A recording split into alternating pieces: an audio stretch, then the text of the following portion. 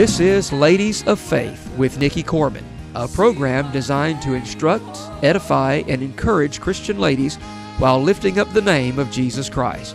And now here's Nikkie with today's program. Hello and welcome to today's program. I'm excited to be back here again with you today, and we're going to continue reading about love in the Word of God. And I think we may even finish today. Then again, we'll have to wait and see if I actually do, but we're going to continue reading, and we are towards the end of the scriptures that we've been sharing. We're reading from 1 Corinthians chapter 13. We began at verse 4, and we've been breaking it up piece by piece and discussing it. And I'm going to go ahead and read the whole section again, just for reminder of what all we've discussed, and pick up with where we left off. So 1 Corinthians chapter 13, starting at verse 4, it says, "Love suffers long and is kind. Love envies not. Love vaunts not itself, is not puffed up, does not behave itself unseemly, seeks not her own, is not easily provoked, thinks no evil, rejoices not in iniquity, but rejoices in the truth, bears all things, believes all things, hopes all things, endures all things. Love never fails." And just as a reminder, is what led into this discussion is we were talking about the fruit of the Spirit and how a believer is to have certain fruit in his or her life. We might not be able to see what's in someone's heart, and we might not always understand circumstances going on in people's lives, but we are to see if someone is truly saved. We are to see a change in them and a continuing of that continuing to change. In other words, them growing in that faith, growing in that relationship with the Lord, and see that fruit growing in our life. So often we began with the "judge not" phrase, and how people will use that to disqualify you from discussing sin with them. And that phrase, "judge not," in the Word of God has nothing to do with saying you are unable to talk to someone about sin and tell them that they need victory, they need deliverance, and that Jesus is that deliverance. You, as a Christian and a believer, you are to share those things with them. But we are to see in somebody's life, if they truly are saved, we are to see fruit. There are to be obvious things in our lives that shows that they truly have a relationship with the Lord. And again, one of those things is love, and that's what we've been talking about. We've been talking about this love and explaining that this is a God kind of love. This is a love that's powerful and difficult for us to comprehend. As we've gone through all the different traits of this kind of love, I think for all of us, and I speak of myself especially, but I would say probably of many people, there's been things I've hit on that's kind of maybe been like, oh, I miss that one sometimes. I don't do that like I should. These characteristics that are the kind of love God has for us. And it's the kind of love He wants to have for others. As I said, also these scriptures are often used in weddings, and rightly so. And as I've been going through, I've been kind of doing two things. I've been, one, expressing how we see this kind of love in a godly marriage, and then also expressing how we should show this kind of love really to anybody, because these scriptures here, these verses, were not directly spoken just for married people, but they're spoken for everyone to love others the way that we've described. Well, the last thing we talked about was in verse 7, bears all things. I believe we touched on that. I didn't go back to check my recordings, but I believe we did discuss that. And I read that the Expositor's Study Bible in the note says never complains. And we talked about how as we love someone, and whether we're married to them or whether it's somebody that we're sharing the gospel with, that and again, it's a lot of these things are kind of related, because I'm about to use the word patience, and I know we've already discussed patient, but as we are patient with others, we're not complaining and whining, and complaining about the situation, complaining about them, but instead that long suffering allows us to the loving them in a way that we don't complain and whine when we're waiting on God to do something in their heart and life. We're waiting for God to move. We're waiting for them to hear from God. And during that time, we are bearing all things. And yes, I do remember saying that in a marriage. This does not in any way relate to saying that you have to bear abuse. That is not at all the case. And I encourage a person, if they're in an abusive relationship, that they need to get out before they are, before it becomes life-threatening. And at times it does for people. And so that's not what I'm talking about. But there is to be a bearing to an extent in a relationship, as long as it's not life-threatening. And so sometimes in marriages, and we talked about that, sometimes in marriages, especially if one is unsaved and the other one is saved, there may be heavy burdens to bear.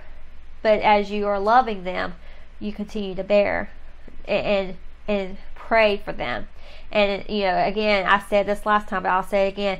I have utmost respect for people who are in situations like that, and I can tell that they are heartbroken at the situation they're in, but they continue to pray, they continue to believe, they continue to love their spouse, and I admire that greatly. But so love bears all things, and we said never complaining. I mean, let's bring it home.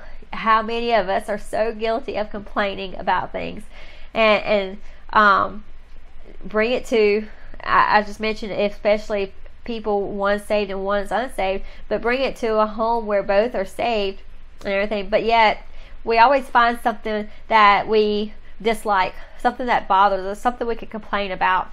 Nobody wants to come home to their spouse nagging them and complaining about things. I believe that the home should be a safe haven for a family. It should be, and that's always been my prayer for my family, is that my kids feel like this is a place where they can be themselves.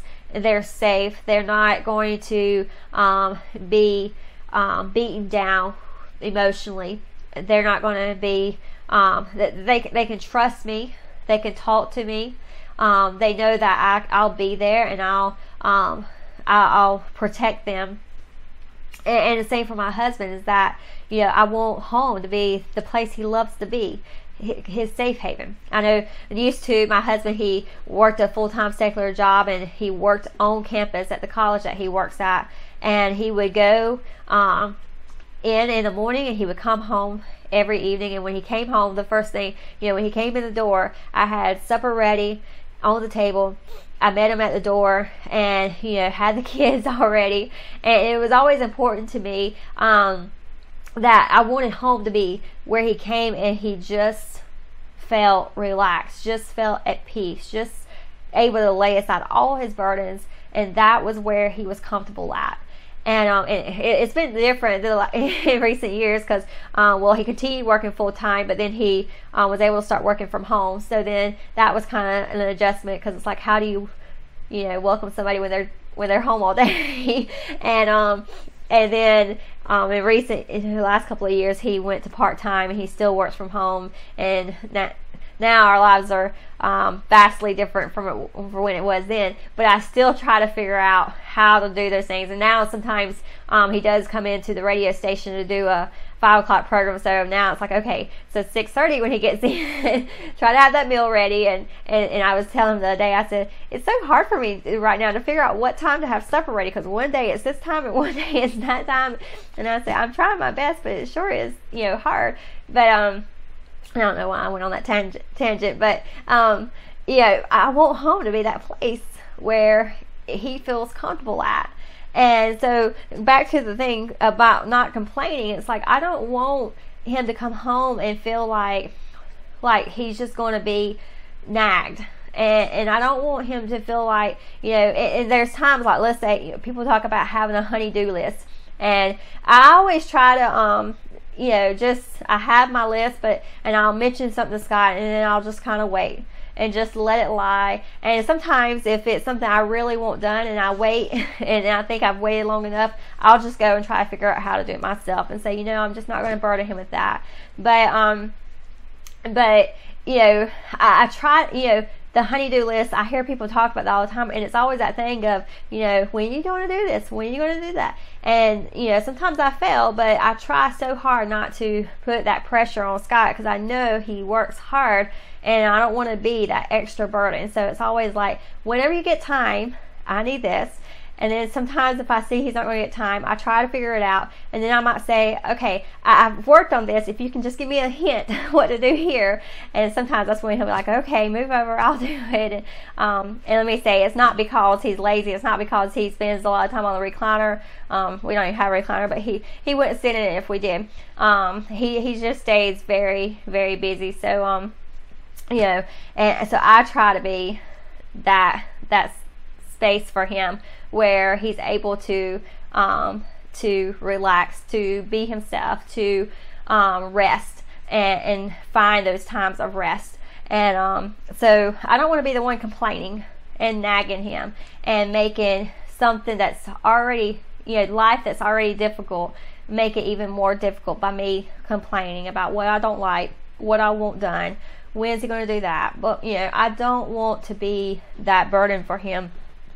And so, love, not complaining. That I think that's something that a lot of married people, they struggle with is complaining about things that bother them, rather than communicating in a kind, gentle way, but not complaining, not nagging. The next thing is love believes all things. And the Expositor Study Bible here says, takes the kindest view of all men.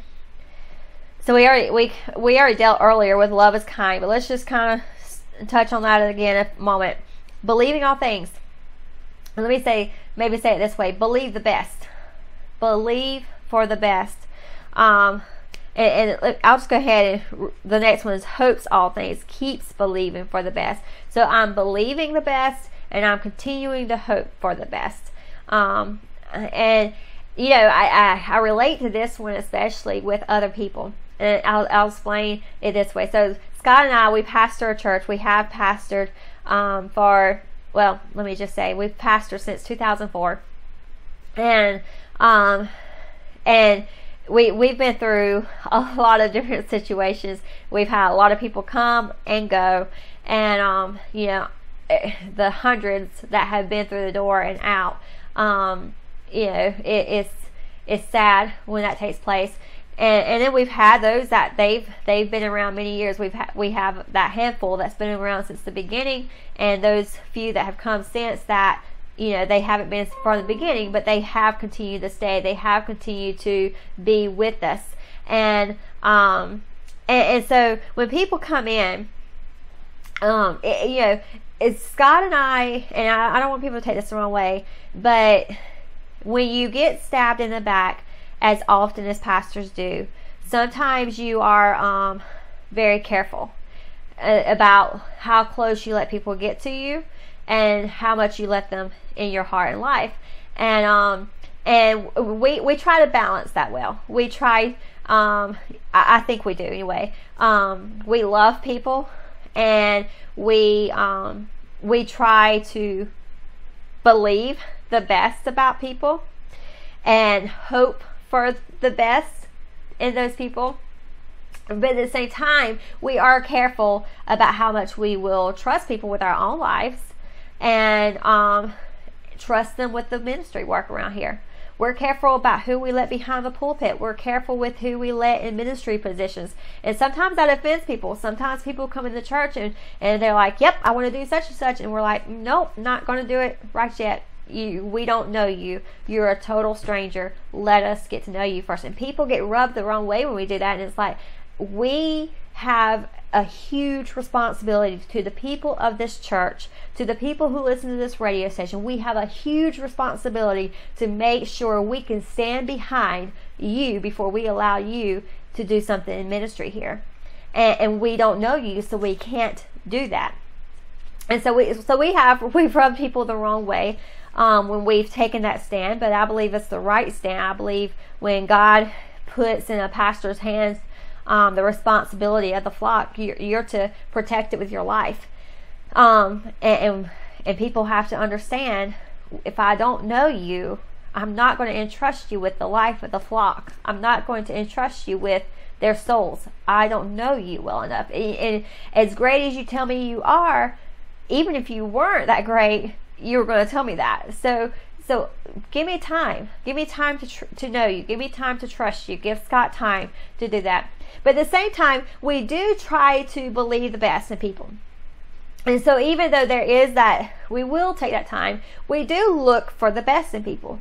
And we do, try to provide opportunities. Sometimes maybe we'll say, okay, you're hungry to serve. So we'll start here. There's this we need help with. And stuff like that. And so we try to balance it a little bit, but being careful at the same time. But just to kind of share, so my kids, they've grown up seeing this too. They've grown up in this, and my Matthew, my oldest, sometimes he'll say something to us like when people come in and we're like, okay, this or that, and he'll be like, don't you think you're trusting them too much already? And it's like, and we'll be like, Matthew, we're just trying to do what's right. It's like we know we have to be careful, and we're not doing this, but at the same time we're trying to believe the best about them. And we always say it this way, it's like, until they prove us wrong, we have to believe that who they are presenting themselves as is truly who they are. And Matthew's very perceptive. There's time, and I hope I'm not offending anybody, but he's very perceptive about things. And there's times that people have come in, and he'd go home. He said, I don't have a good feeling, and I would say, Matthew, you may be right, but I can't tell them Matthew doesn't have a good feeling about you. And I'm like, I've just got to believe the best about them. I've got to show them love. I've got to reach out as much as I can. And if they choose to go the other way, that day will come. And I said, they'll eventually show their true colors. And that's between them and the Lord. I've got to do what's right in the meantime. And usually when he says he doesn't have a good feeling, he's right. Eventually it happens, and then he's like, I told you so. I'm like, I didn't say you were wrong.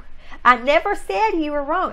All I said was that as the pastors of the church, we have to believe the best of people. We have to show them love despite those things that you picked up on. We can't send them out the door and say, ain't working here. We have to try to do what's right by them. And if they reject and they turn around and leave, then that's up to them. But they can't do it saying we didn't try to reach out to them. Now they probably will anyway, because usually when people leave, they say lies anyhow. So they probably say things about how we treated them. But in all honesty, when I look back, I know that as well as I know my heart, I tried to do what was right. And if I did something wrong, no one told me what I did so I could try to address it. But instead, I know that as well as I knew my heart, I was doing the best I could at loving them, at believing all things, being kind to them, and believing the best for them. And then they would prove otherwise. So showing love and believing the best in people. It doesn't mean you have to get ran over. Let me say that, because again, like I said, I have to put up that thing of, I'm not going to let you get too close to my heart, because I've felt the pains that come with that. So even though I believe the best in people, and I'm hoping the best, I'm not going to let you run me over. I'm not going to let you close enough to my heart that you end up breaking it. I have to be in a relationship with Christ where I understand He's my all, and relationships change, but he doesn't change. And because like I said, when you've pastored long enough, you've been hurt enough that you're careful. You're very careful on those things. And I advise you, even in your relationships, be careful.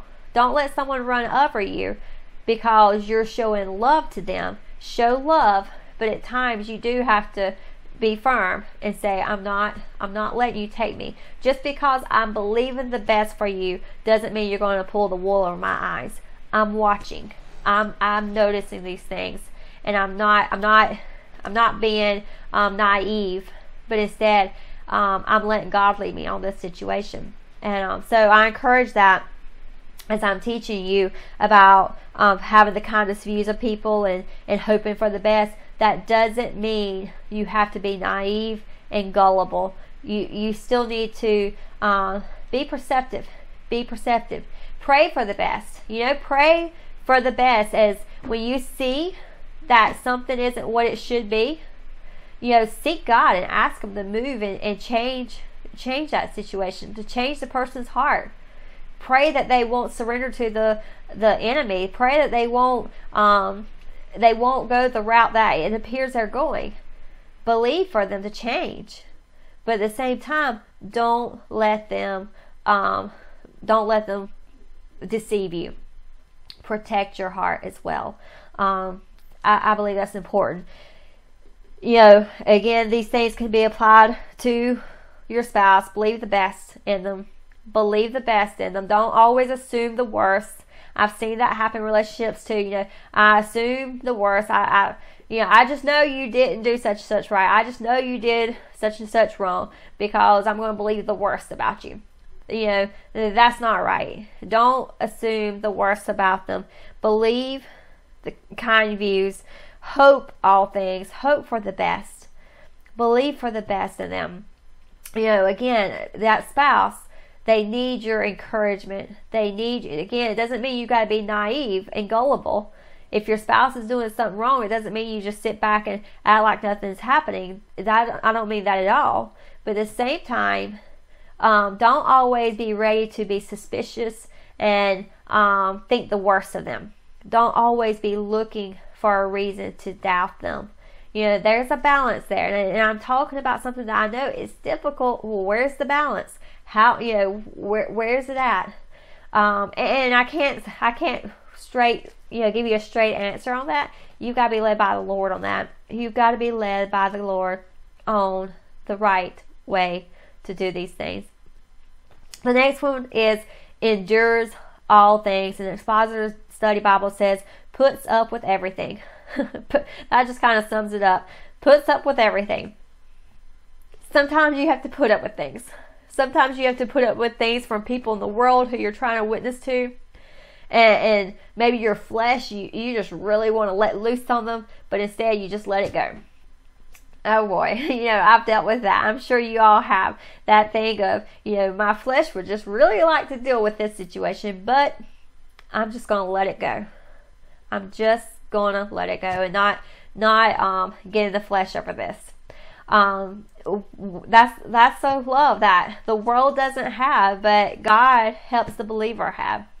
And then it's, again, with our relationship with our spouse, a love that endures all things. And sometimes some people have to endure more than others when it comes to their spouse.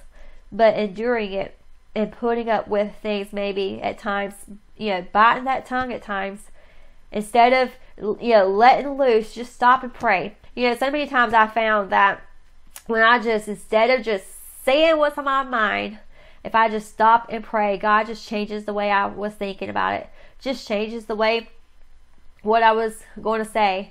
And just give you a funny example. Just the other day, as I was working on these programs, something was bothering me, and I just kept thinking about it. And I was at home, and I talked to Scott a little bit, but it just kept gnawing at me. And so then I was like, I'm going to the school to record programs, because I do some of my recording down at the school building. And so I got down there, and it was still gnawing at me. I was like, oh. So I just sent him a text. And I mean, it wasn't being ugly to him. It was just something that was gnawing at me. And then it's like I got out my scriptures and I sat down looking at it and was about to start recording, and it was like, I'm looking at these scriptures about love here, and I was immediately like, oh, and I shouldn't have said that. So I immediately texted him back. I said, you know what? Never mind. I was like, scratch that. It doesn't matter. It doesn't matter. And so he just he didn't even. I think he just responded okay or something like that, and we never had a discussion about it. But it was like, God just immediately said, that you're not showing that God kind of love. And again, it wasn't something, I really wasn't upset with him. I mean, I kind of was, but not really. It was just something going on that was just nagging at my mind. And but it was this thing of, I wish I hadn't even sent the text, but it was like in that moment, I was just like, I'm just going to, I kept keeping my mouth shut. But then when I stopped and I looked at the scriptures, I was like, oh, I shouldn't have sent that text. So I was like, forget it. And so sometimes if we just stop, instead of just saying what's on our mind, just stop and just pray. God, show me what's right. Show me what I should do. And he helps you with that. Got a couple of minutes left. The last thing says, love never fails. The God kind of love doesn't fail. Now, there's a lot of things that we call love that do fail, but God's love doesn't fail. And as he's growing that love in us, it won't fail. That's a true kind of love. I want to, before I close, because I'll move on next time, but I want to go back to the expositors real quick and just remind you what it says. I read the scriptures at the beginning of this program from the King James Bible, but I want to read it from the expositor notes alone. It says, love, suffers long, refers to patience, and is kind, represents the second side of the divine attitude to humankind. Love envies not, or does not want that which belongs to others. Love is never a braggart. It is not prideful. It is forgetful of self and thoughtful of others. It is unselfish. It is not embittered by abuse, insult, or injury. It takes no account of evil. It never gossips about the misdeeds of others. Love proclaims that which the Word of God identifies as truth. It never complains. It takes the kindest view of all men. It keeps believing for the best. It puts up with everything. And love never fails. I believe we all need to learn to love the way God says. And I know in my heart and life, that's my prayer is, Lord, grow your love in me. I pray that you've been blessed, and I pray that you've been encouraged. We'll continue with more of the fruit in the next program, so tune back in with us next time.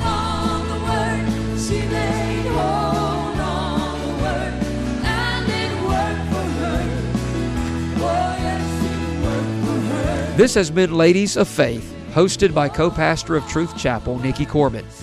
Nikkie invites you to write to her by emailing nikkie@truthchapel.org, that's Nikkie @truthchapel.org, or by sending a letter to P.O. Box 1905, Spartanburg, South Carolina 29304.